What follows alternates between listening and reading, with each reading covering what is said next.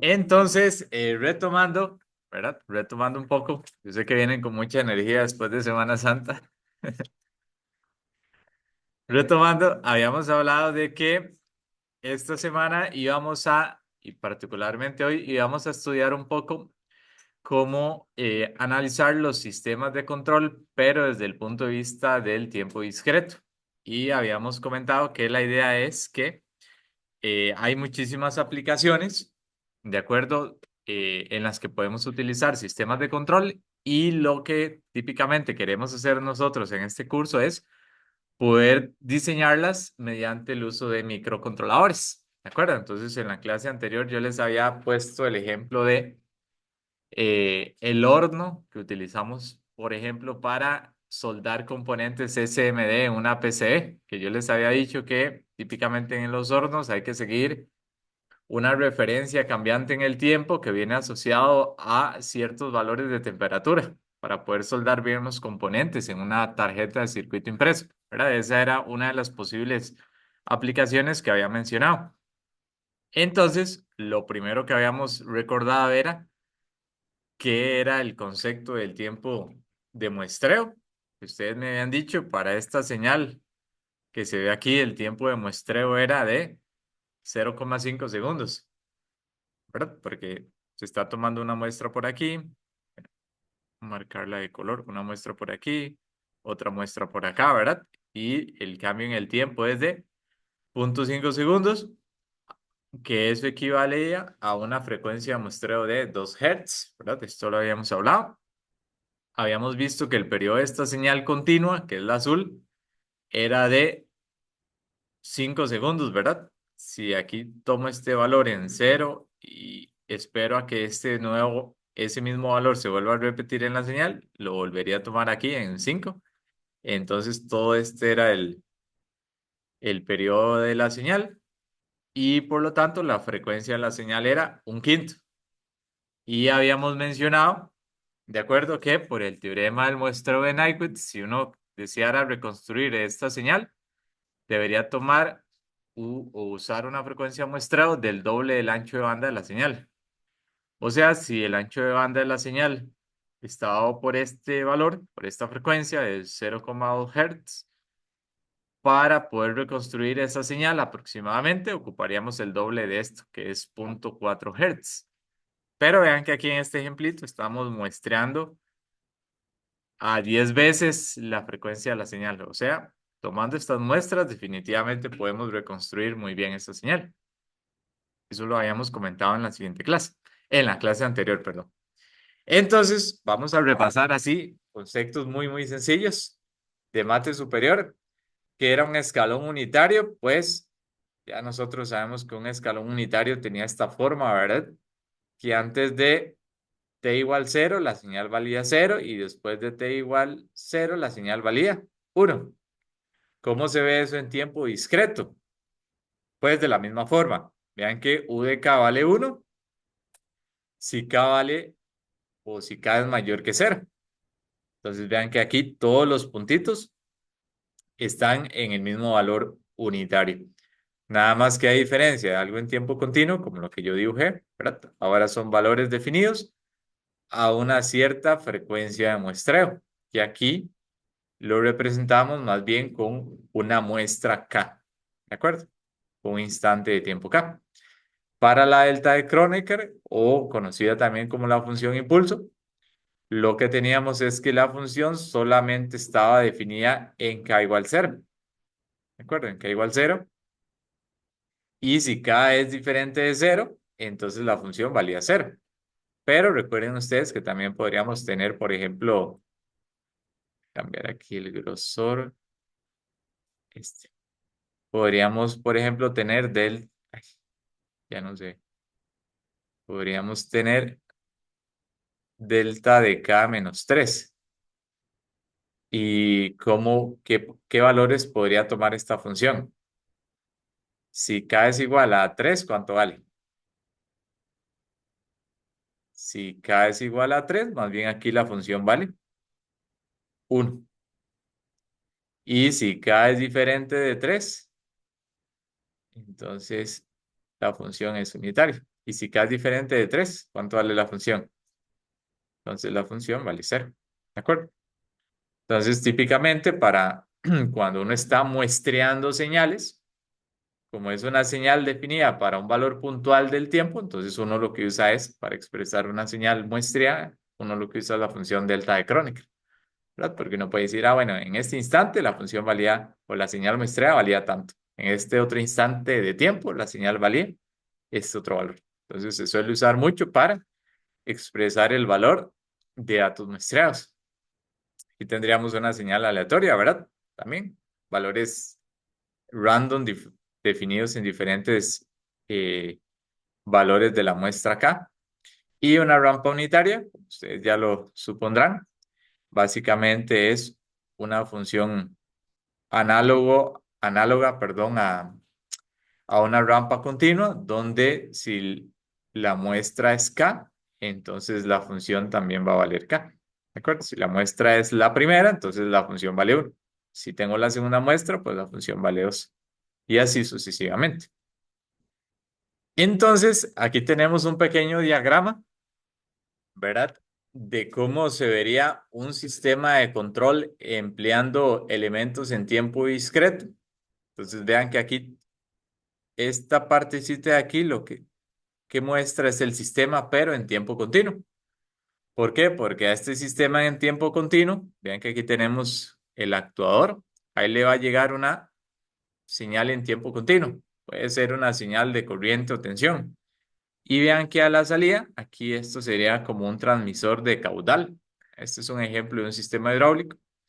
Aquí tendríamos, perdón, una señal realimentada que está asociada a, por ejemplo, ese sensor de caudal. Entonces, vean que aquí lo que tenemos es la planta continua porque tengo una señal de control continuo y la salida es una señal en tiempo continuo. Ahora, ¿qué es lo que pasa? Que para poder controlar ese sistema, si queremos usar algún tipo de microcontrolador, ocupamos elementos que funcionan con señales discretas o más bien con señales digitales. Entonces, ¿qué hacemos? Pues para leer estos datos, ¿qué necesito yo? Para poder interpretar esta información. Necesito que mi microcontrolador internamente tenga un convertidor analógico digital. ¿Para qué? Para transformar esta señal en ciertos valores binarios que el microcontrolador pueda entender, ¿verdad? Entonces ya esto estaría dentro del microcontrolador, que es el convertidor analógico digital. En un rato vamos a ver diferentes formas de implementar esto. Y luego, ¿qué es lo que va a pasar? Que aquí el microcontrolador va a leer una referencia, ¿verdad? Discreta, va a leer el YDK, con base en eso que va a calcular el error, ¿verdad? Y con base en el error va a generar una señal de control para tratar de corregir ese error. Entonces, el microcontrolador internamente genera algo discreto, UDK, pero nuevamente mi sistema está diseñado o mi planta está diseñada para recibir señales en tiempo continuo. Entonces, ¿qué necesito? Convertir estos códigos con ceros y unos en algo continuo. Entonces, para eso usamos un convertidor digital analógico. ¿Cuál es el convertidor digital analógico más conocido y más usado y que, por ejemplo, está implementado en Arduino 1? ¿Cómo se llama el método? ¿Alguien recuerda? ¿Sofía? No, el PWM. Muy bien. El PWM que se conocía como modulación por ancho de pulso. En un rato lo vamos a repetir. Porque entonces, ¿qué es lo que va a pasar? Lo que va a pasar es que con base en este código, se va a ir cambiando el tiempo en alto que está el tren de pulsos. Típicamente, la frecuencia, por lo menos en Arduino, va a ser fija, la frecuencia de la señal. Pero entonces uno lo que cambia es qué tanto tiempo está en alto la señal y con base en eso, ¿qué hace uno? Y calcula un valor promedio y ese valor promedio es lo que definiríamos como una señal eh, analógica. ¿De acuerdo? o una señal de C. Entonces, ese es un ejemplo, ¿verdad? Donde estamos incorporando ya elementos, llámese microcontroladores, y particularmente aquí lo que estamos viendo son los convertidores, tanto el analógico digital como el digital analógico, para poder cerrar todo el lazo de control. Entonces, aquí hay otro ejemplo. Aquí tal vez lo que voy a rescatar es que a nivel industrial, así como nosotros vimos que hay ciertos diagramas, por ejemplo, para representar válvulas. Esta válvula, ¿qué era? A ver si recuerdan. ¿Qué tipo de válvula era esta? Normalmente cerrada, porque la punta del triángulo se dirige hacia abajo. Entonces, así como hay una norma ISA 5.1 que describe los principales elementos de control y describe qué son instrumentos, qué son actuadores, qué son controladores, a nivel industrial también se suele utilizar cierta nomenclatura para hablar, por ejemplo, de la referencia. Entonces, la referencia, llamarla RDK, a nivel industrial se suele conocer como SP, donde SP significa set point. Entonces, si alguien de ustedes trabajara aquí en la calle con sistemas de control de temperatura o sistemas de control de aire acondicionado, típicamente vería esta nomenclatura, ¿verdad? SP, nuevamente repito, conocido como set point, hace referencia al valor deseado. Entonces vean que por aquí, ¿qué sería esto? ¿Qué sería el CO? ¿Qué señal? Según la nomenclatura que hemos visto. La señal de control. Bueno, como ya aquí pasó por el convertidor digital analógico, digamos que aquí está UDK y ya después del convertidor de digital a analógico sale UDT. Esta sería la señal de control. Entonces, a nivel industrial se conoce como CO o Controller Output. ¿De acuerdo? Eso es para que si alguien trabaja puntualmente en esa área, ¿verdad? Conozca esta nomenclatura. Entonces viene la señal de control que va al actuador, que va al proceso. Aquí tenemos la variable controlada, ¿verdad? Según nuestra nomenclatura. Luego aquí tenemos el sensor, el transmisor y esta sería la señal. ¿Cómo se llamaba esto?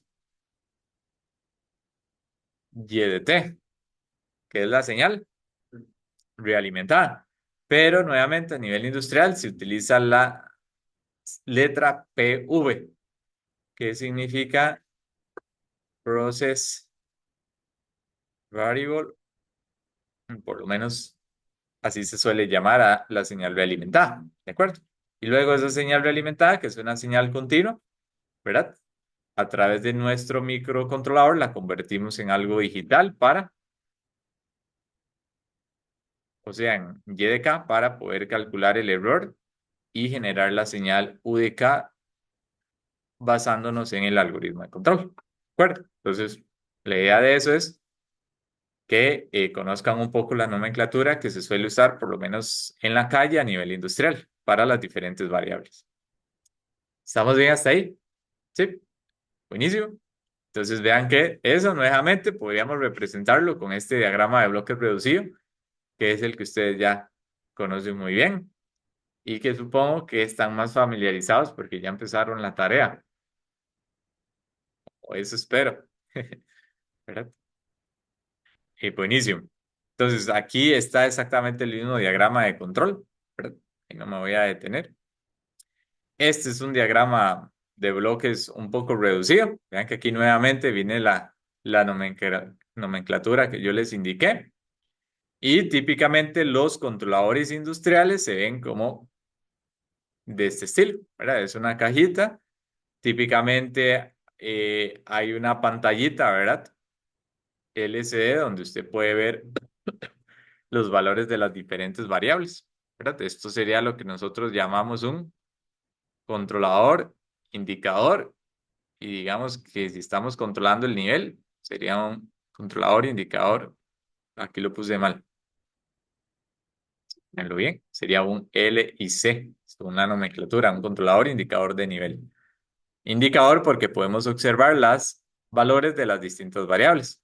Típicamente referencia, señal de control, típicamente son estas las referencias, la señal de control U y la señal realimentada, las tres señales que vemos en el controlador. Entonces, esas señales entran aquí al proceso, ¿verdad? Esta es la entrada al proceso controlado y esta es la salida del proceso controlado. Y en tiempo discreto, ¿qué es lo que pasa? Nuevamente, lo que queremos calcular es el UDK. Bueno, tal vez aquí no se ve muy bien, pero ¿qué es el UDK? ¿O de qué depende la señal de control UDK?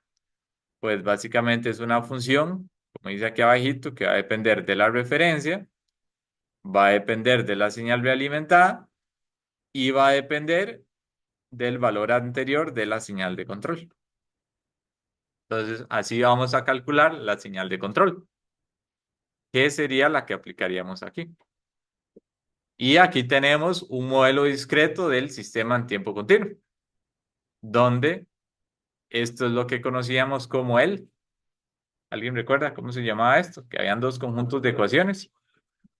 Ajá, el modelo en variables de estado, donde tenemos ecuaciones diferenciales de primer orden, que dependen de los estados, de las entradas, y tenemos la función de salidas, que también dependía de los estados y de las entradas. Y esto nos va a permitir, es otra forma de describir el modelo en tiempo continuo de este sistema.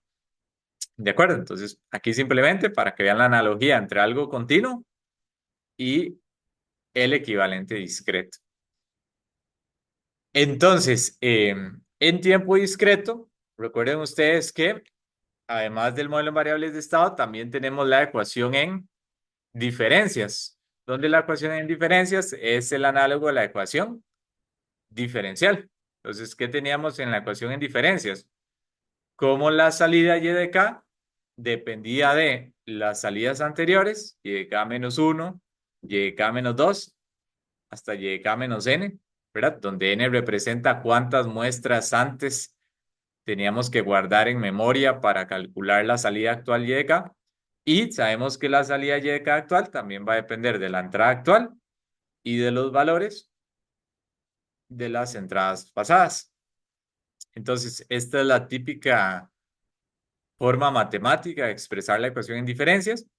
No se suele hacer tanto de esta otra forma, sino de esta. Entonces, ¿qué vamos a repasar ahorita? Vamos a repasar qué son los convertidores analógico digital y digital analógico. Pero antes de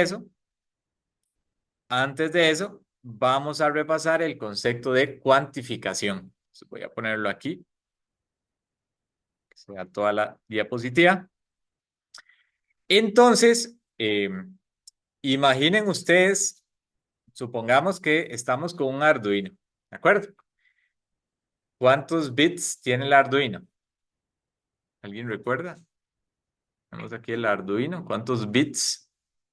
¿Cuántos bits tiene el convertidor que es analógico digital? O sea, queremos leer alguna señal. Imagínense que con el Arduino ustedes quieren leer una señal de tensión de 2 voltios, por ejemplo. No, menos. Menos todavía. Más de 8. No, no son 12. Son 10 bits, ¿verdad? Son 10. Casi, casi. Entre 8 y 12. El Arduino tiene 10 bits. Entonces, ¿qué significa eso? Como ustedes ya llevaron digitales. Ustedes saben que con 10 bits, ¿cuántos estados podemos tener? 2 a la 10. No 10 a la 2, ¿verdad? Estamos repasando aquí digitales. ¿Cuántos estados son entonces? Son 1024 estados. ¿Qué quiere decir? Que si nosotros vamos a leer Ahora, bueno, los convertidores analógico digitales tienen un rango de medición de tensión. Uno siempre tiene que revisarlo porque si uno utiliza, por ejemplo, digamos, el Arduino puede medir tensiones de 0 a 5 voltios. Pero si yo le meto Arduino en esos puertos 10 voltios, pues voy a dañar ese convertidor analógico digital que tiene el Arduino. Entonces siempre hay que revisar cuál es el rango de medición. Los microcontroladores típicamente pueden medir como Arduino entre 0 y 5 voltios o si pensamos en STM32, un microcontrolador ya más poderoso que Arduino, él puede leer entre 0 y 3 voltios. ¿De acuerdo? Entonces cada microcontrolador tiene su propio ámbito de medición. Entonces, si el Arduino, que es el que estamos viendo aquí, que escribí Arduino, no sé por qué, ¿verdad? Es el Arduino, ajá. Entonces, ¿qué haría con ese rango de medición? Lo convertiría a algo que puede ir de 0 a en un código que puede ir de 0 a 1023, ¿verdad? Ahí están los 1024 códigos. Eh, entonces, ¿qué diría uno? Bueno, ¿cuál es el valor más pequeño de tensión que puede reconocer Arduino? Entonces, ¿cómo lo podríamos calcular? El valor más pequeño, el K, el delta V de tensión más pequeño que podría medir Arduino. ¿Cómo lo podríamos calcular? 5 entre 1024, ¿verdad? Y eso es aproximadamente, para ver por dónde anda. ¿Quién me dice? ¿Cero? Ah, ¿dónde dice 0,6? Bueno, creo que ahí no lo vienen porque vienen otros valores. ¿Cuánto? O sea, serían 4,8 milivoltios. O sea, eso es lo más pequeño que Arduino podría reconocer de información, 4,8 milivoltios. Es un valor relativamente bueno, es muy pequeñito. Algo por debajo de ese valor, Arduino simplemente lo ignoraría o lo tomaría como ruido. ¿De acuerdo? Entonces, ¿a qué voy con eso? Que si, por ejemplo, para hacerlo matemáticamente más sencillo, ¿verdad? Eso es lo que pasaría en el Arduino, hacer esto más pequeño. ¿Qué pasa si más bien suponemos que Arduino, por ejemplo, solamente tiene 3 bits? Ah, ok, sí, es decir, que ya es este ejemplo, ¿verdad? Si Arduino tiene 3 bits, ¿cuántos estados tendríamos? 2 a la 3, ¿verdad? Y esos son 8 estados. Entonces, si pensamos que Arduino puede leer valores de 0 a 5 voltios, entonces ese rango de tensión de 0 a 5, ¿verdad? Como viene aquí, límite inferior 0, límite superior 5, lo podemos asignar a 8 estados, ¿de acuerdo? Entonces, típicamente, ¿qué es lo primero que va a pasar? Digamos que alguien tiene 2 voltios, ¿verdad? Entonces, aquí tenemos el diagrama de flujo. Alguien tiene 2 voltios y entonces, ¿qué es lo primero que pasa? Bueno, el Arduino lo primero que va a hacer es muestrear la señal. ¿De acuerdo? Va a muestrear la señal, va a tomar ese valor, que es el XDN, que llamamos aquí el valor muestreado, y lo va a cuantificar.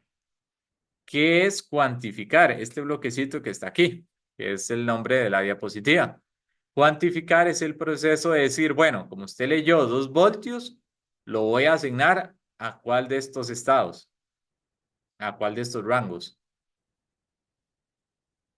¿Dónde caería 2 voltios? Ahí, ¿de acuerdo? Entonces, ese es el proceso de cuantificación. Asignar a esa señal analógica un cierto estado. Entonces, ustedes dirían, bueno, si eran 2 voltios lo que estábamos leyendo y yo asigné este rango, ¿qué se genera ahí entonces? Como resultado de ese proceso de cuantificación, que se genera hay un error asociado. ¿Y por qué hay un error asociado? ¿Por qué habría un error? Porque si yo lo asigno a este rango y yo a otra persona le digo a Javier, Javier no conoce nada de lo que había antes, ¿verdad? Yo le digo a Javier, Javier, ese valor analógico yo lo asigné a este rango. Entonces, Javier va a decir, bueno, lo único que sé es que es un valor entre 1,875 voltios y 2,5 voltios. Eso es lo único que sé, ¿verdad? No sé si estoy más cerca de 2,5 o si estoy más cerca de 1,875 voltios, ¿verdad? Entonces, hay un error. Y ese error es el que se conoce como un error de cuantificación, ¿verdad? Que típicamente se da por dos mecanismos, que son truncamiento o por redondeo. Son los dos mecanismos. Ahorita los vamos a repasar. Entonces, pregunta, si yo quisiera que ese error de cuantificación fuese más pequeño, ¿qué debería hacer en este ejemplo? Más bits. Agregar más bits, ¿verdad? Tendría que agregar más bits. Vean que, por ejemplo, ¿cuánto sería aquí el error de cuantificación? En este ejemplo, ¿cuál sería el error de cuantificación más grande? Yo podría decir que si yo leo, por ejemplo, 1,876 voltios, yo lo meto aquí. Pero si alguien que no sabe que yo leí ese valor dice, bueno, sí, puede ser que haya leído 2,5 voltios. Entonces vean que el error más grande es prácticamente el valor del intervalo. O sea, el valor del error más grande aquí son 0,625 voltios.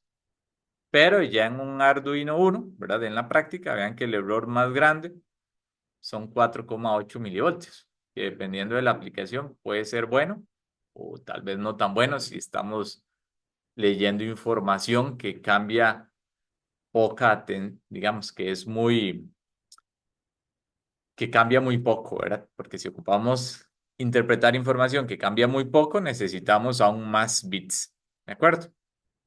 En el STM32, por ejemplo, ahí nosotros tenemos, que es uno que usamos mucho, por ejemplo, en el Arcoslab para diferentes aplicaciones. Ese más bien tiene hasta 12 bits. O sea, podemos tener hasta 4096 estados.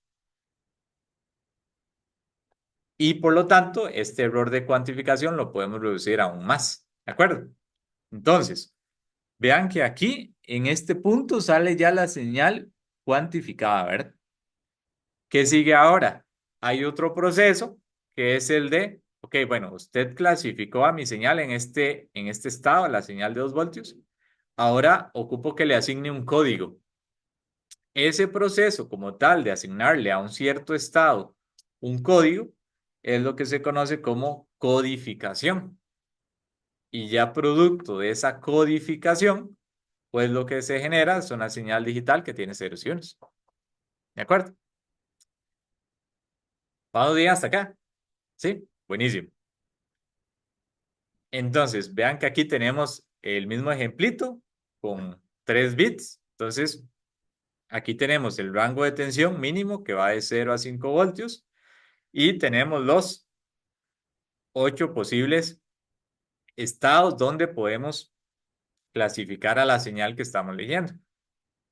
Entonces, como yo les dije, en esa etapa de cuantificación, de asignar un valor analógico a un cierto estado, vamos a tener un posible error por redondeo o por truncamiento. Entonces, nada más recordando que era redondeo. Si yo, por ejemplo, agarro este valor, 3,55, y les digo, redondeen a, bueno, primero, ¿cuántas cifras significativas tiene 3,55? Tiene tres cifras significativas. Ujú. Hay que repasar, ¿verdad? Ese concepto. El de cifras significativas. Si no, hay que repasar química uno, ¿verdad? Se veía esa parte. Entonces, aquí hay tres cifras significativas. Si yo les digo, redondeen a dos cifras significativas, entonces quedaría como 3,6, ¿de acuerdo? Y si yo les pongo este otro ejemplo, 3,7 6 5 y les digo que redondeen, pero a tres cifras significativas, ¿cómo quedaría? 3,77. Bueno, vamos a hacer una votación. Que levanten la mano. ¿Quiénes dicen 3,77?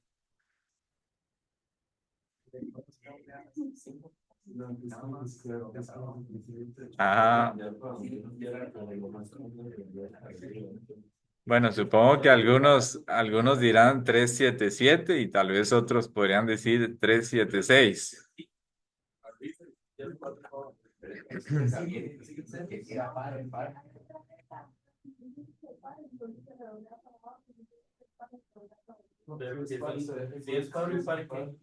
Ajá.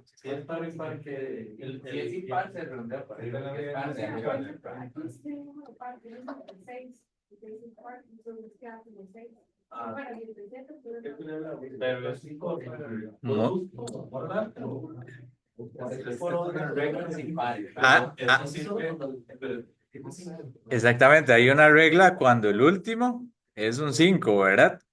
Y como no hay más elementos a la derecha del 5, entonces como está justo a la mitad, se le da preferencia a tratar de que como vamos a redondear a tres cifras significativas, a tratar de que este número que está antes quede para, ¿verdad? Entonces en este caso, ¿cuál sería la opción correcta? Sería, bueno, esta es la incorrecta, ¿verdad?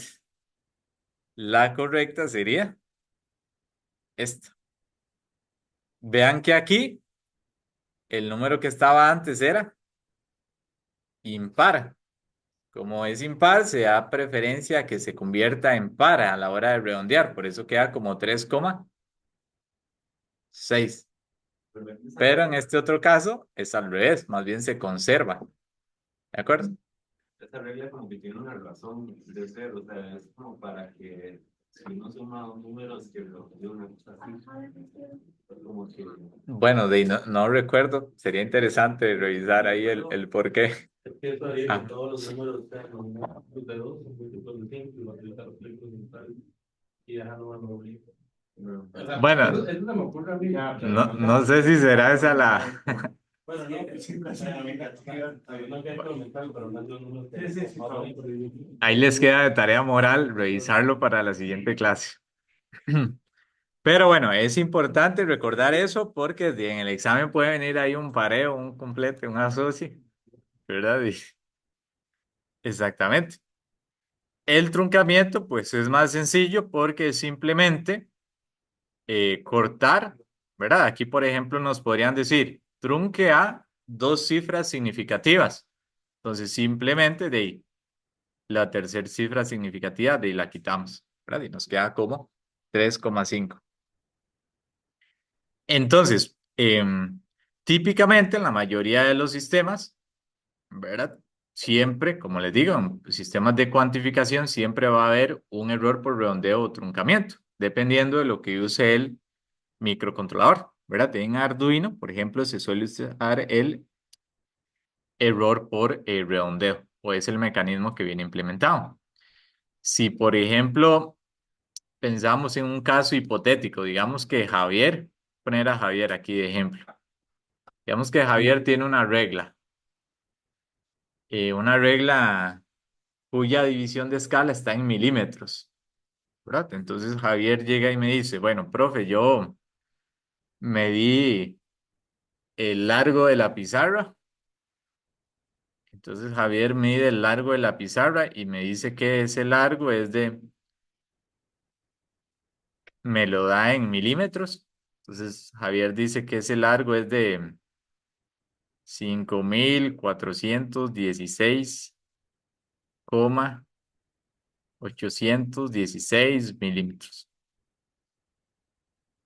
¿Será que es cierto lo que me dice Javier o será que está bateando un poco ahí con el dato que dio? ¿Qué pensarían ustedes?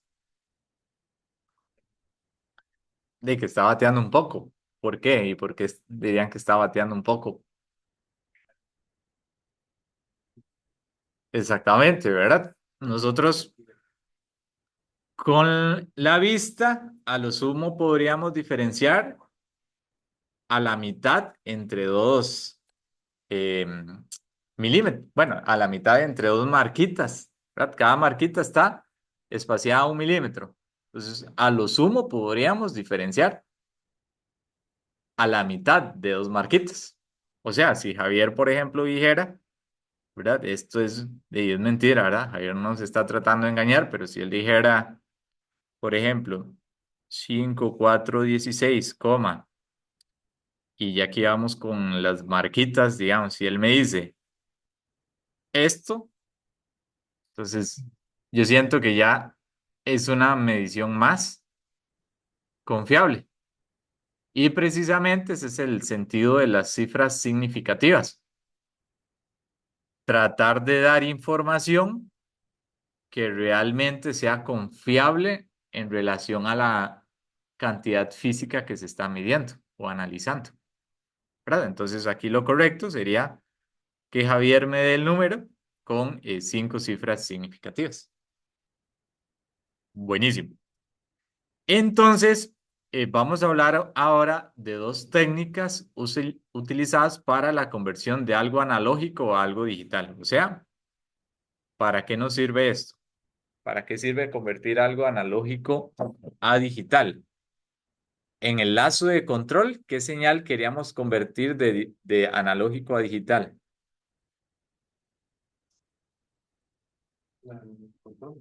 La de control, ¿verdad? ¿Por qué? Porque teníamos que nuestro microcontrolador va a generar un valor discreto, UDK, y para poder aplicarlo a la planta, queremos convertirlo en algo en tiempo continuo.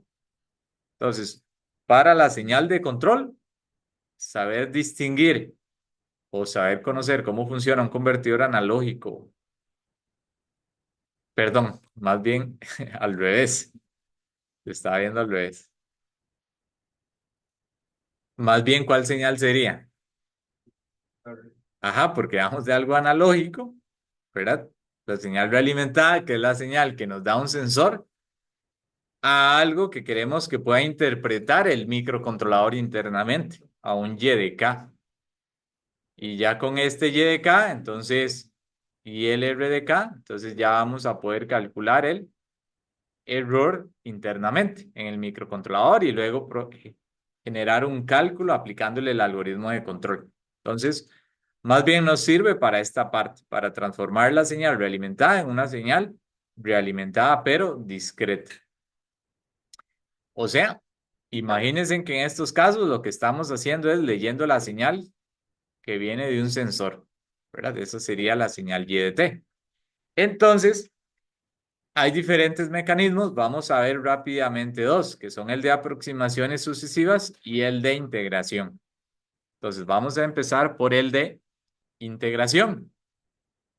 Y como el nombre lo dice, ¿verdad? Y como lo dice aquí la diapositiva, básicamente la salida del convertidor es el valor de la integral de una señal de entrada a lo largo de un tiempo definido. Entonces, ya les explico con un ejemplo cómo entender esto. Entonces, voy a crear aquí. Ujú. Entonces, supongan ustedes que tenemos la siguiente señal. Entonces, voy a dibujar aquí.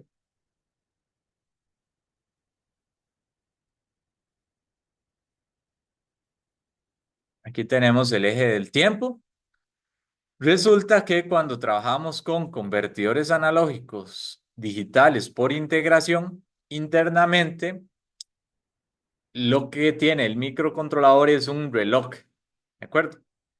Y ese reloj lo que va haciendo es creando una señal que tiene la forma de una rampa, ¿de acuerdo? Voy a dibujar esa señal.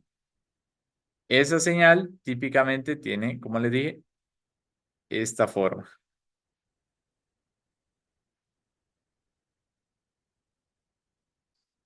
es más o menos, y ahí sigue. Entonces, en el caso de Arduino, ya dijimos que el convertidor analógico digital puede leer valores de 0 a 5 voltios. Entonces, digamos que aquí el mínimo es 0 voltios y aquí el máximo son 5 voltios. Entonces, como les dije, esta señal básicamente es un contador interno o la genera un contador interno dentro del microcontrolador. Entonces, ¿cómo es que funciona este mecanismo? Resulta que vean que esta señal tiene un cierto periodo, ¿de acuerdo? Un cierto periodo de tiempo t. Y por lo tanto, aquí justo a la mitad, ¿cuánto tendríamos? De la mitad, ¿verdad? Digamos la mitad del periodo. Aquí a la mitad tendríamos t medios. Entonces, ¿qué es lo que pasa? Que internamente, gracias a un contador, el microcontrolador va generando esta señal rojita. Y como es un contador que tiene una cierta base de tiempo que seguramente será muy estable, entonces ese contador sabe que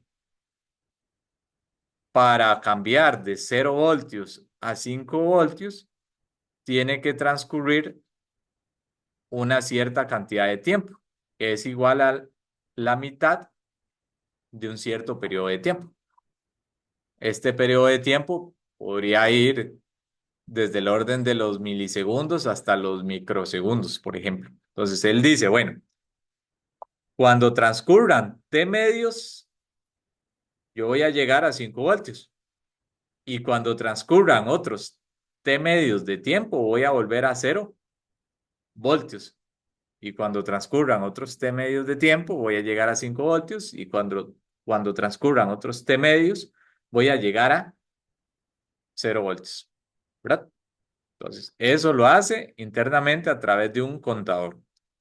Entonces resulta que em, llegó Juan Carlos, ¿verdad? Y Juan Carlos quiere leer un sensor que en este momento ese sensor está entregando 2 voltios. Entonces Juan Carlos quiere leer esta señal punteada que es de 2 voltios. Entonces, ¿qué va a pasar? Lo que va a pasar es lo siguiente. El contador sabe a partir de qué momento él empezó en 0 voltios. Entonces él va a decir, bueno, yo voy contando, y lo que hago es a través de un comparador. ¿Para qué sirve un comparador? Para comparar dos señales, ver cuál es más grande o más pequeña. Entonces, esa señal que genera el contador y la señal analógica de entrada que queremos medir entran a ese comparador. Entonces, aquí entran las dos señales. El comparador dice, bueno, el error entre ambas es muy grande, ¿verdad? Pero llega aquí cierto momento donde la señal rampa que crea el contador interseca a la señal analógica que estamos leyendo. Y aquí el error es prácticamente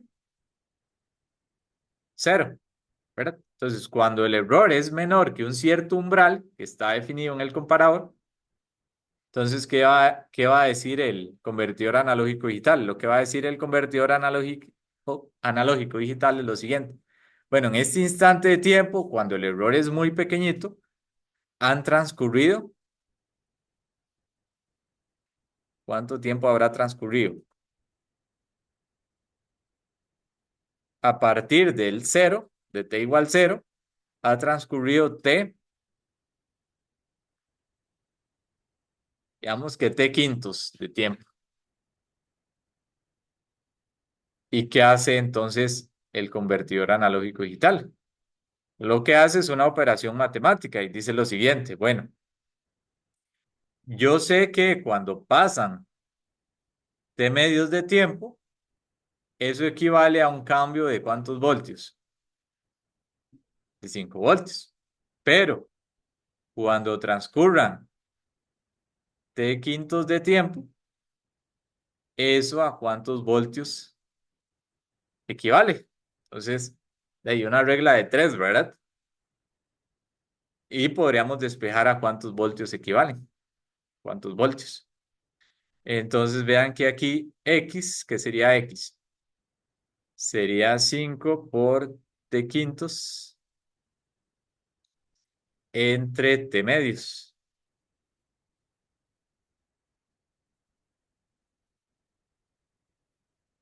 ¿Ah?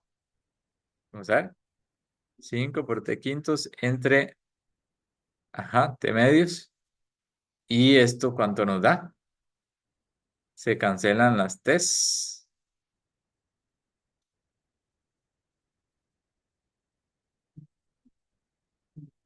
Y esto nos da 2 voltios.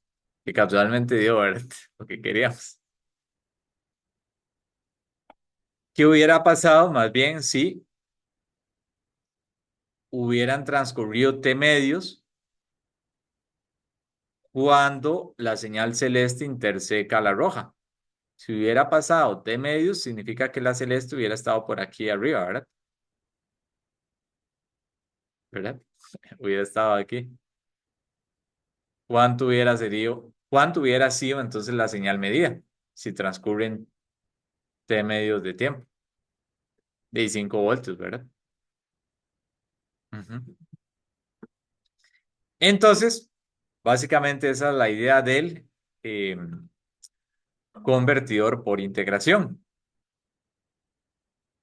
En Arduino 1, este no es el que se utiliza. En Arduino el que se suele utilizar es el otro, el convertidor por aproximaciones sucesivas, que es el que vamos a ver después del receso. ¿De acuerdo? Entonces vamos a tomar el receso ya y volvemos a las 10:04.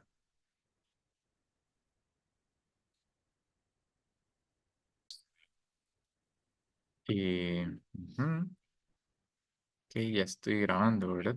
Sí.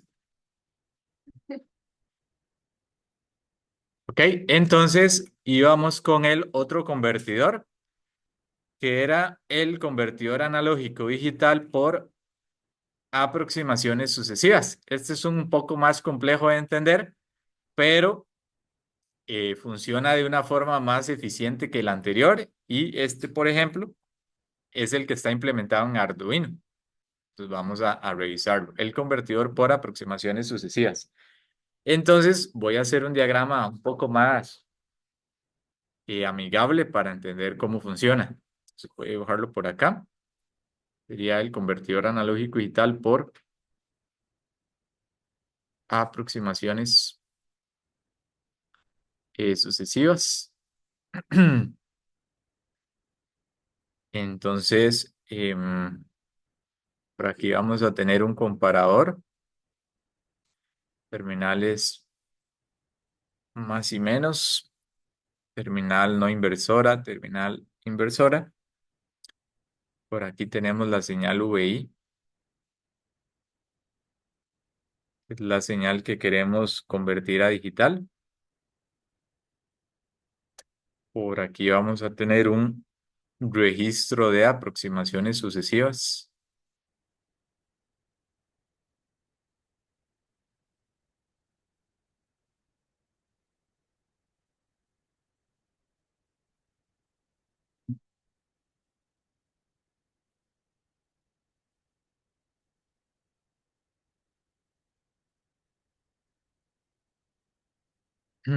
Por acá vamos a tener la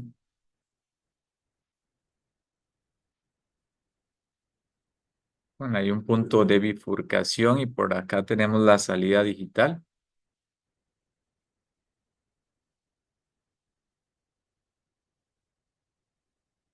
Y algo interesante de este convertidor es que internamente también tiene un convertidor digital analógico.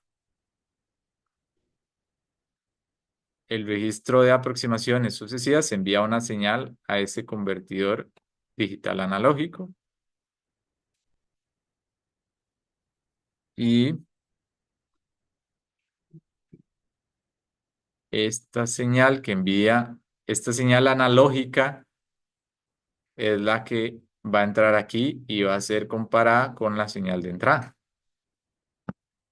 Ujú. Entonces, para este ejemplo, vamos a suponer que tenemos un convertidor analógico digital.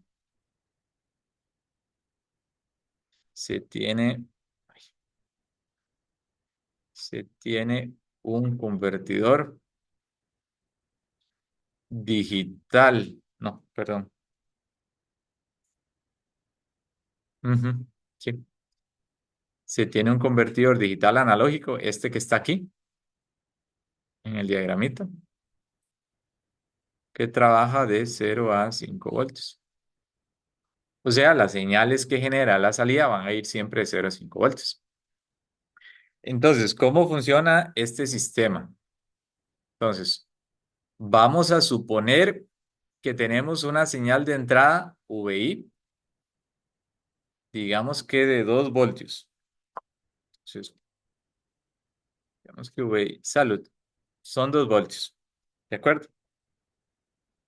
Y entonces, vean que este convertidor analógico y este convertidor, vean que estamos estudiando un convertidor que va de analógico a digital. O sea, queremos hallar un código equivalente a estos 2 voltios. Pero vean que internamente hay un convertidor digital analógico. O sea, aquí lo que llega es una señal analógica que voy a comparar con VI. Entonces resulta que este convertidor digital analógico, por las indicaciones, va a tener un rango de variación que va de 0 a 5 voltios. Y por lo tanto, aquí voy a poner el rango del CDA. Y por lo tanto, la señal que se va a generar aquí, la señal que se genera en V menos, va a ser una señal que va a estar entre 0 y 5 voltios. ¿De acuerdo? Ahora, lo interesante es cuál es esa señal que se genera en V menos. Entonces resulta que la señal que se va a generar va a ser la mitad del rango. Entonces, aquí se van a generar 2,5 voltios. Esos 2,5 voltios, ¿verdad? Los tendríamos aquí. Primero se generan 2,5 voltios. ¿De acuerdo? Y entonces, ¿qué es lo que pasa? Que esos 2,5 voltios que tenemos en V menos se comparan con VI. Y en VI, ¿cuánto teníamos? La señal de interés, 2 voltios. Entonces, ¿cuál de estos valores o qué vamos a obtener a la salida del comparador? Lo que vamos a obtener es que V más es más pequeño que V menos. 2 es más pequeño que 2,5. O dicho al revés, lo que está en V menos es más grande que lo que está en V más. 2,5 es más grande que 2. Entonces, ¿qué hace el registro de aproximaciones sucesivas? Lo que hace es decirle, bueno, como lo que está en V menos es más grande que V más, tome el rango anterior y ahora cambie ese rango anterior a uno donde se actualicen alguno de los dos límites. O sea, este registro de aproximaciones sucesivas, lo que va a hacer es actualizar el rango del CDA. Entonces, si inicialmente este es el rango, ¿a qué rango sería lógico actualizarlo? Entonces, cuando actualicemos el rango, lo que vamos a hacer es actualizarlo a este rango. O sea, lo que hicimos fue tomar, por decirlo de algún modo, el valor que teníamos o el valor más grande aquí en V menos. ¿Por qué se cambió a este rango? Porque vean que lo que queremos hacer es medir una señal de 2 voltios. Y 2 voltios está entre 0 y 2,5. No hubiera tenido sentido actualizar el rango y poner que ahora el rango iba de 2,5 a 5. Cambiar el límite inferior no hubiera tenido sentido. ¿De acuerdo? Entonces vean que agarramos aquí el valor en V menos y lo sustituimos en el límite superior del rango. Entonces, ¿qué va a hacer además el registro de aproximaciones sucesivas? Le va a decir, bueno, con el rango actualizado, ahora el nuevo valor de V menos que usted tiene que generar aquí, el CDA, va a tener que generar un nuevo valor V menos de la mitad de ese rango. O sea, de 1,25 voltios. Entonces, este registro le dice a este de aquí, amigo, genéreme un valor analógico equivalente ahora a 1,25 voltios. Y vamos a tener 1,25 voltios. Seguimos manteniendo la señal VI de 2 voltios. Entonces, ahora comparamos 1,25 con VI.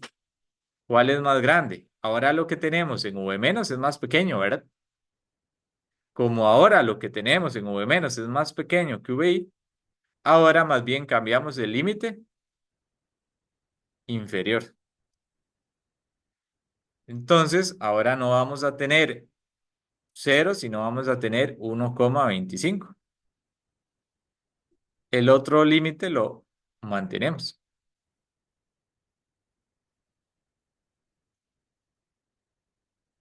¿Qué es lo que va pasando? Que el rango se va haciendo más pequeño, ¿verdad? Y se acerca a lo que queremos medir, que son 2 voltios. Entonces, ¿qué hace el registro de aproximaciones sucesivas? Bueno, actualiza el rango y le da una orden al CDA de qué valor tiene que generar en V menos, que va a ser la mitad del rango. En este caso va a ser 1,875. Entonces ahora aquí en V menos vamos a tener 1,875. Entonces, ¿qué va a pasar luego? Que entonces este valor de 1,875 se compara con 2. Nuevamente, este valor es más pequeño que el de abajo. Entonces se cambia nuevamente el límite inferior. 1,875 a 2,5.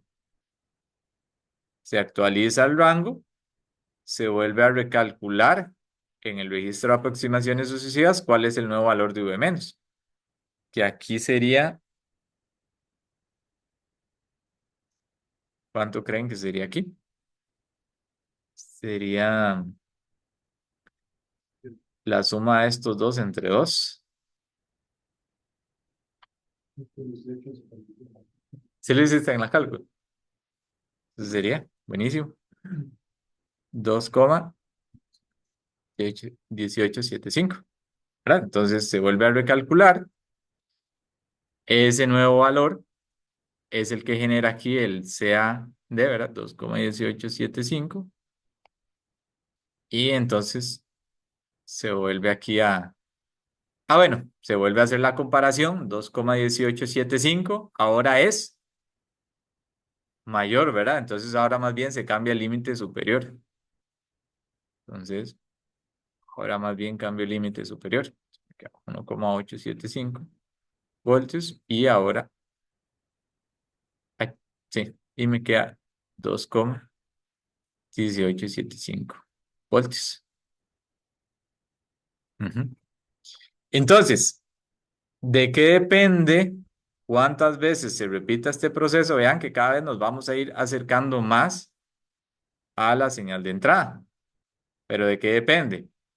Depende de la cantidad de bits que tenga este convertidor digital analógico que hay internamente. Entonces aquí podríamos pensar, bueno, hay 1, 2, 3, 4, 5. Hay 5 estados. Podríamos inclusive llegar a 8, ¿verdad? Ahí, a 8 estados, suponiendo que el convertidor analógico digital tiene como 3 bits, ¿verdad? Pero entonces esa es como la idea. Eh, como tal, como les dije, se suele usar más porque es mucho más rápido que el de integración, que era el que teníamos por acá. Y Arduino Uno es un ejemplo de un microcontrolador que utiliza este mecanismo. Más o menos quedó clara la idea, ¿sí? Dave, si esta comparación, porque en realidad son operaciones muy sencillas, ¿verdad? Es una comparación, es actualizar un límite, calcular la mitad y definir lo que va aquí, es algo que se puede hacer relativamente rápido. Y en general sí se hace bastante rápido, por eso es que se suele usar mucho más este mecanismo. Ujú. Y yo creo que, bueno, aquí no dicen a qué velocidad se puede implementar, pero puede rondar por ejemplo, los megahertz. Ujú.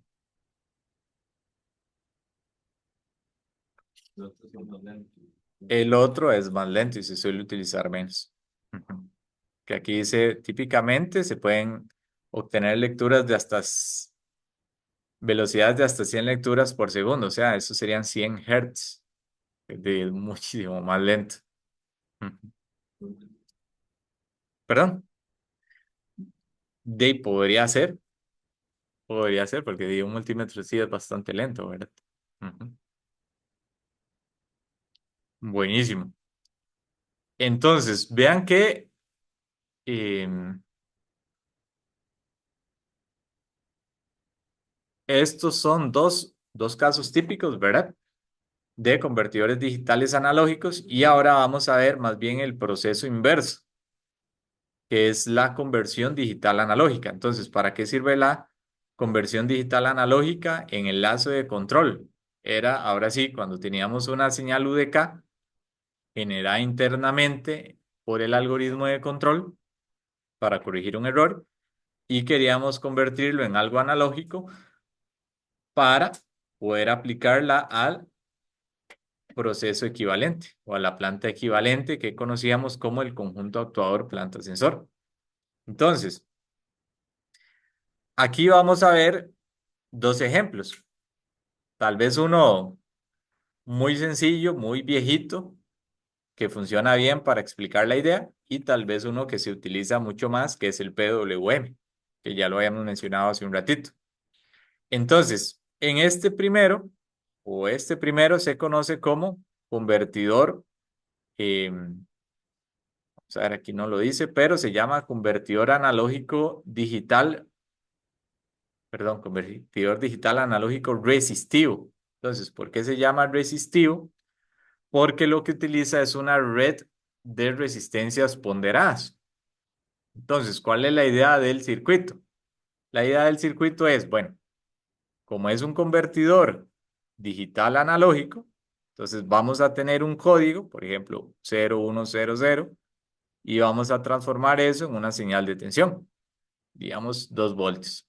Entonces, ¿cuál es la entrada a este circuito resistivo que se encarga de hacer eso? Pues de la entrada va a ser una señal digital, ¿verdad? Un código binario. Ese código binario, ¿qué es lo que va a hacer? Lo que va a hacer es, a través de una cierta circuitería, activar o desactivar ciertos interruptores electrónicos. Entonces, ¿qué tipo de interruptores electrónicos? Aquí podríamos pensar en transistores. Recuerden que uno de los transistores, uno los puede activar o desactivar a través de una polarización adecuada de los mismos. Entonces, los interruptores electrónicos más rápidos, ¿verdad? Son los de tipo FET. Y entonces, tal vez se los muestro por acá en el diagramita. ¿Cuál es la idea? Vean que aquí ustedes van a tener una señal binaria, ¿de acuerdo? 1, 0, 1, 0, por ejemplo. Y a través de una cierta circuitería, ustedes van a estar activando o desactivando estos interruptores electrónicos, que como yo les dije, podríamos modelarlos a través de transistores, transistores que puedan funcionar típicamente a altas velocidades. Entonces, cuando activemos o desactivemos esos transistores, ¿qué vamos a generar? Vamos a generar cambios en la señal que llega aquí. Si ustedes, ¿por qué generamos cambios en la señal que llega aquí? Porque, por ejemplo, si pensamos en esta primera línea que estoy aquí señalando, vean que si este interruptor está abierto, por aquí pasará corriente, si está abierto. No, entonces vamos a cambiar la tensión que hay aquí. O sea, si este está abierto, estamos desactivando esta resistencia. Si está cerrado, pues estamos activando esta resistencia. Entonces, en electrónica 2, que yo creo que ya la mayoría lo llevó. Bueno, sí. Ustedes estudiaron esta configuración con amplificadores operacionales. No sé si recuerdan cómo se llamaba. Sumador. Y sumador, inversor. Ujú. Porque vean que la patilla positiva está conectada a tierra. O sea, va a salir ahí un negativo en algún momento. ¿Verdad? Ahí de tarea moral pueden repasar cómo calcular la salida de este circuito. La salida sería EO en términos de la entrada. Vean que aquí la entrada se llama menos E sub R. Y bueno, un método para hacer eso era usando cortocircuito virtual, ¿verdad? Es decir, que V más, que es 0 voltios, es igual a V menos. Y ustedes pueden calcular V menos en términos de E sub O, en términos de menos E sub R. ¿De acuerdo? ¿Por qué se hace con un inversor y no como haciéndolo no inversor? Pues, Sí, se podría hacer. eh, no sabría exactamente por qué no hacerlo al revés. Eh, Vamos a ver, yo creo que es que la otra configuración, así recordando electrónica 2, vamos a ver, para que el circuito tenga sentido, siempre tiene que haber una realimentación negativa. Entonces no recuerdo si realmente existe la otra configuración. Puede ser que no exista. Tenemos que repasarlo. Pero bueno, ahí después les voy a revisarlo y les cuento. Pero recuerden, digamos, que esta realimentación negativa precisamente es la que hace que el circuito tenga sentido y además esta resistencia que está en la realimentación es también la que define la ganancia del circuito. Véanlo por acá. Esta es la ganancia. Vean que la salida o la tensión de salida de ese circuito va a ser la tensión de entrada. Vean que aquí está el menos E sub R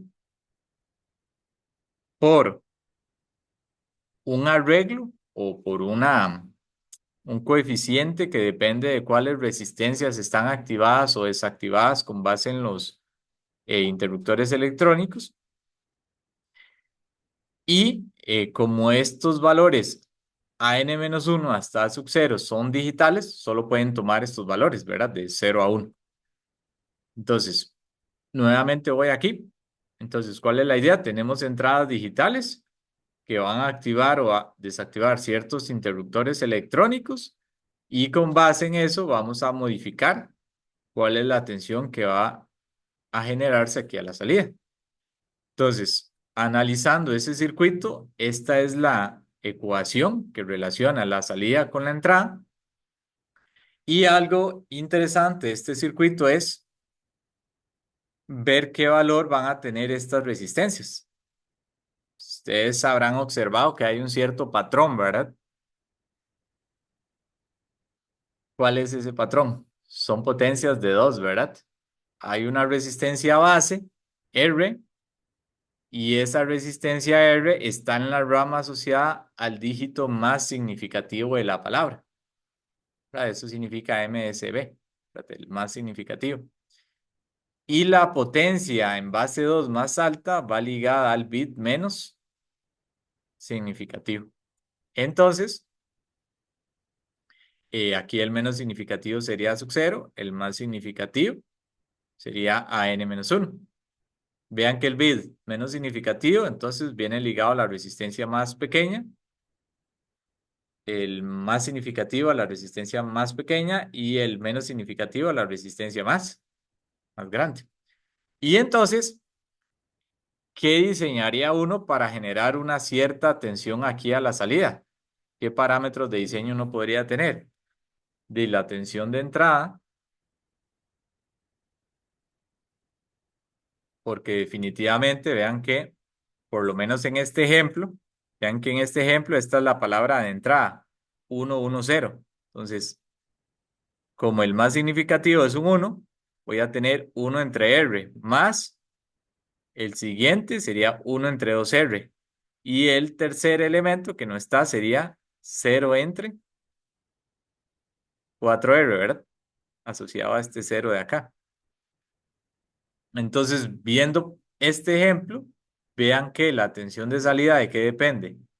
Depende mucho de RF, de la resistencia en la realimentación, que afecta definitivamente la ganancia, y también obviamente va a depender de la tensión con la que esté alimentando el circuito, que es E sub R.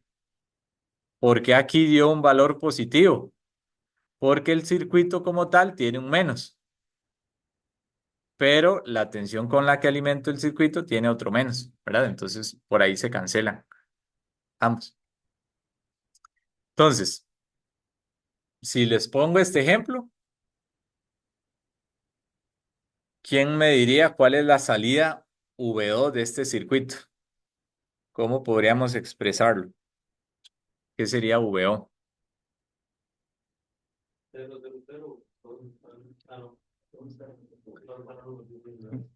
Vean que dice que el número binario es este, ¿verdad? Entonces, en términos generales, lo que me quedaría es B3, perdón. Bueno, hagamos los cálculos. A ver, B3 es el más significativo, ¿verdad? Y lo tenemos que dividir entre ¿qué? Entre R, ¿verdad? 2 a la 0 por R, que 2 a la 0 es 1. Y luego le sumamos B2 y lo dividimos entre 2R. Luego le sumamos B1 y lo dividimos entre 4R. Y luego más B0 y lo dividimos entre 8R. Y esto lo tenemos que multiplicar por la tensión de entrada, que es menos VRF.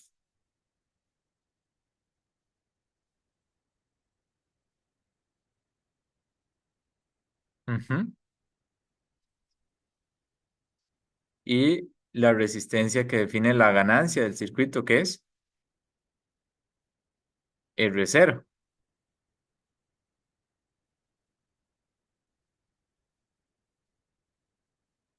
Entonces, esa sería la ecuación general. Ahora, nada más un momentito. ¿Ah?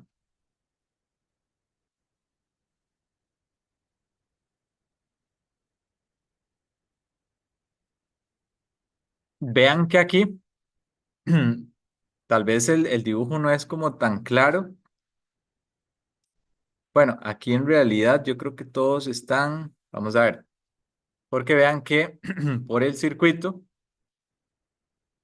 esta terminal es la que va conectada a menos E sub R. O sea, todos los interruptores tienen que tener esa terminal, una terminal conectada a la terminal de la fuente. ¿Qué es lo que pasa aquí? Y vamos a ver. Ajá. Y la otra tiene que estar a tierra, que es lo que pasa acá. Entonces, digamos que en este caso, lo que no se sabe es si están activados o desactivados. Bueno, el circuito no ayuda mucho. De acuerdo, esto es como un ejemplo genérico, pero aquí no se sabe si están activados o desactivados los transistores. ¿De acuerdo? Entonces, digamos que la solución sería esa, nada más, la ecuación general. Y entonces, dice, a ustedes les dan un código, ¿verdad? Si les dicen, use el código 1001, entonces ya saben que B3 vale 1, que B2 vale 0, que B1 vale 0 y que B sub 0 vale, B sub 0 vale 0. ¿De acuerdo? Buenísimo. Entonces, vamos a hablar ahorita del equivalente retenedor planta, que creo que este tal vez lo recuerden de señales y sistemas 1. No, de señales y sistemas 2. Creo que sí lo deberían recordar. Entonces, ¿cuál es la idea del retenedor de orden cero? Entonces, vean que en la mayoría de sistemas de control siempre vamos a tener un microcontrolador. Ese microcontrolador va, en este ejemplo, nosotros, por ejemplo, querríamos leer la señal realimentada. ¿De acuerdo? ¿Qué información tiene la señal realimentada? Lo que me dice es cómo se está comportando mi sistema, ¿verdad? La salida de mi sistema. Entonces, ¿qué hace mi microcontrolador? De ahí, internamente, que va a tener un convertidor analógico a digital. Entonces, el convertidor analógico digital lo que va a tomar son muestras de esta señal. ¿De acuerdo? Entonces, ¿qué es lo que pasa? Que la idea del microcontrolador es poder leer información asociada a la planta y que internamente él pueda entender cómo se comportaba esa planta original. ¿De acuerdo? Entonces, la idea del retenedor de orden cero es crear una planta aparentemente continua que le permita a él entender mejor cómo se comportaba el sistema original. Vean que este es el sistema muestreado, pero yo esto que sé que es discreto voy a tratar de transformarlo en algo que aparentemente sea continuo. Por eso es que vean que esto que es discreto lo transformé en esto que parece como algo más continuo y que tiene aproximadamente la misma información que la señal realmente continua, ¿verdad? Entonces, eso es lo que hace el retenedor de orden cero. En general hay muchos tipos de retenedores, pero este es el que nosotros vamos a usar en el curso. Entonces, ¿cuál es la función del retenedor? Si ustedes observan, lo que uno hace es, yo leo una muestra, por ejemplo, en este instante de tiempo, y la sostengo hasta que vuelva a leer la siguiente muestra. Aquí leo esta muestra y la sostengo hasta que le vuelva a leer la siguiente muestra. Aquí leo esta muestra y la sostengo hasta siguiente el tiempo de muestreo. Aquí leo esta muestra y la sostengo hasta el siguiente tiempo de muestreo. Por eso es que se conoce como hold, ¿verdad? De sostener, de retener el valor. Entonces, esa es como la idea, generar una planta aparentemente continua, ¿verdad? Del que explique el comportamiento del sistema original en tiempo continuo. Salud. Entonces, ¿cómo matemáticamente se modela el retenedor de orden cero? La función de transferencia sería esta de acá, donde un parámetro muy importante es el tiempo de muestreo, o el t-sample o el t sub s. ¿De acuerdo? Entonces, matemáticamente, ¿qué sería el retenedor, el equivalente al retenedor planta? Entonces, Recordemos, la planta típicamente es una función continua, como lo vemos acá, HDS. Si yo le pongo un retenedor a todo este conjunto, es al que se le llama el equivalente retenedor planta. ¿Y qué contiene el equivalente retenedor planta? Una función discreta que trata de aproximar el comportamiento continuo de HDS. Esa es la idea. Entonces, ¿para qué sirve esto? Esto sirve mucho cuando uno quiere diseñar controladores en tiempo discreto directamente. En señales y sistemas 2, por ejemplo, ustedes usaron el LGR o el lugar geométrico de las raíces, pero si ustedes recuerdan, ustedes metían los polos y los ceros del circuito RC en tiempo continuo. Ustedes hacían todo el diseño en tiempo continuo y luego para implementarlo en el microcontrolador usaban algún tipo de discretización, como la transformada bilinear o la transformada de Tusting, no sé si lo recuerdan. Resulta que uno puede diseñar por completo un sistema de control todo en tiempo discreto. Entonces, para diseñarlo por completo en tiempo discreto, usted necesitaría una planta equivalente discreta. Y esa planta equivalente discreta la podría hallar calculando el equivalente retenedor planta. Entonces, nosotros vamos a usar esto más adelante cuando veamos diseño de controladores con el LGR, pero en tiempo discreto. ¿De acuerdo? Entonces, vean que ese equivalente, retenedor planta, se obtiene aplicando la transformada Z a esta función. Esta es la función del retenedor solito, esta es la función de la planta. La función del retenedor vimos que tenía esta formulita. Entonces, si nosotros aplicamos la transformada Z y aquí aplicamos la distribución, ¿verdad? Entonces, podríamos separar y hacer Z de estos dos términos.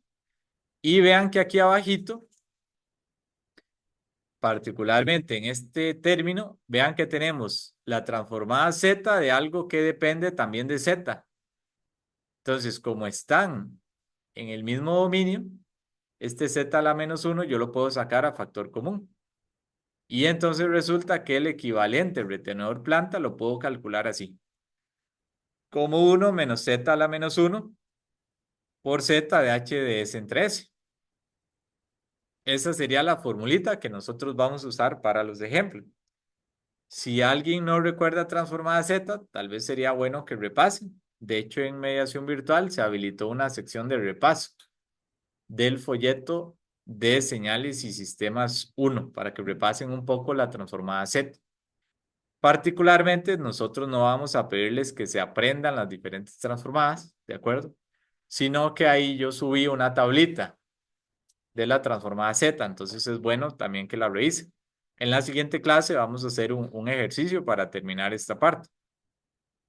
Entonces, vean que básicamente lo que estamos haciendo es agarrando la planta en tiempo continuo, aplicándole un retenedor de orden cero, zero order hold, y estamos entonces hallando una planta equivalente discreta, f de z, que trata de replicar el comportamiento de la planta en tiempo continuo. Entonces, ¿cómo se vería? Ya con esto terminamos. Vean que aquí en este ejemplito la señal de entrada es una rampa, es esta señal verde. Tal vez cueste un poco verlo, pero es esta señal verde y vean cuál es la salida del retenedor de orden cero. No sé si notan que aquí hay una señal celeste. Si la ven más o menos. Entonces, ¿qué es lo que hago? Tomo esta muestra, la sostengo hasta el siguiente instante de muestreo. Aquí, tomo esta muestra, la sostengo hasta el siguiente instante de muestreo. Y así sucesivamente, ¿verdad? Entonces, al final, la salida o la señal que tendríamos aquí a la salida del retenedor de orden cero, ¿verdad? En esta línea sería esa escalerita. Y la señal que vemos por aquí abajo es la señal rampa. Si vieron, yo les habilité unos ejercicios de práctica, ¿verdad? Para el primer parcial. Hay un ejercicio que trae precisamente algo como esto. se les da una señal de entrada y ustedes tienen que dibujar cuál es la salida después, la señal de salida después del retenedor. ¿De acuerdo? Entonces, vamos a quedar por acá y en la siguiente clase terminamos la materia.